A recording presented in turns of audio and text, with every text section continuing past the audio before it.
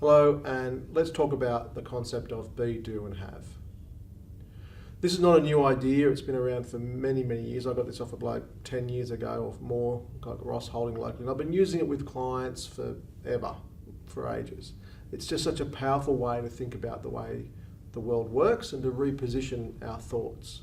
But before we get to that idea, I've got to give you a bit of a background on the way the world around us is set up. We live in a certainly in the Western world, in what's been termed a meritocracy. That is, the idea is that if you want to achieve something, you can. You can be the president or the prime minister. You can achieve greatness. You can become whatever you want to be. And we tell our kids this. We say, you can be whatever you want. You can grow and be wealthy or whatever you want to do. But a few hundred years ago, that wasn't the case. A few hundred years ago, if you were the baker's son, you married the butcher's daughter, and that was about it. There was no expectation for you to have this wonderful life, this wonderful, exciting life. But now all the messages, if you're not, winning on Australian Idol, or if you're not the best at something by the time, if you're not owning the company by the time you've just finished your apprenticeship, then somehow you've done something wrong and you've somehow failed as a human being, which is completely unfair and completely untrue. Let's talk about the way in which we set up our goal setting in this modern world. We usually start with the stuff we want to have. We set smart goals around the stuff that we want to have. We want to have a house and a car and a good job and a career, and if I want to have a good career, I've got to go to school and do this sort of study. We're always looking for what we want to have. And that can be experiences, it can be we want to have some security, we want to have a family, we want to have a nice car, all these things that we want to have.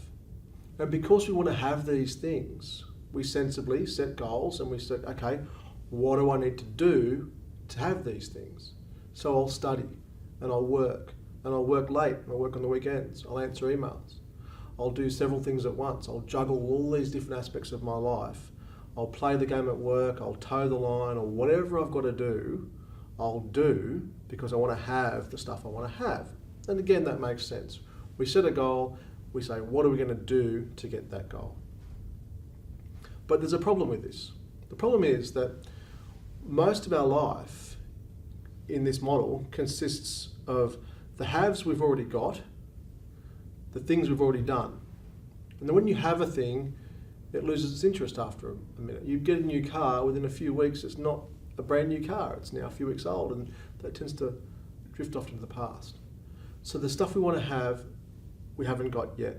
The stuff we've done, the stuff we've already got, and the stuff we've got to do in the future. It's a constant cycle of the future and the past. It's like walking up a down escalator. The moment we stop, we start sliding backwards. And that's no fun. Further and worse, when you do stop and start sliding backwards, or you don't quite have the stuff you want to have, because of this meritocracy idea around it, it becomes your fault. The blame and guilt around the way when the magazine life doesn't match the way your actual life looks, when the kids in the magazine are beautiful and your kids are all over the place, we get uptight around those things and we feel like it's our fault. We get the blame and the guilt. But what if there was a different way? What if instead of focusing on the stuff we want to have, we just focused on the way we want to be, the human we want to be? And we will be that person, and we will do some things, and then we'll have some stuff. We will be a person who is open, curious. I'm a person who's good at some things and bad at other things. A person who's curious, authentic. I can focus on being that person, and I can apply that to the world I'm in. And whether I'm a parachutist, or whether I'm a painter, or whether I'm a bricklayer, it doesn't much matter what I do. I can apply my energies and my skills and my intellect to wherever they best fall. And as a consequence of doing that, I'm going to have some outcomes. The nice thing about focusing on the way we want to be rather than what we want to have is that we can do that regardless of circumstance. We can be compassionate, we can be open, we can be authentic, we can be friendly, we can be attentive, all the things that make our life enjoyable, regardless of any other outcomes.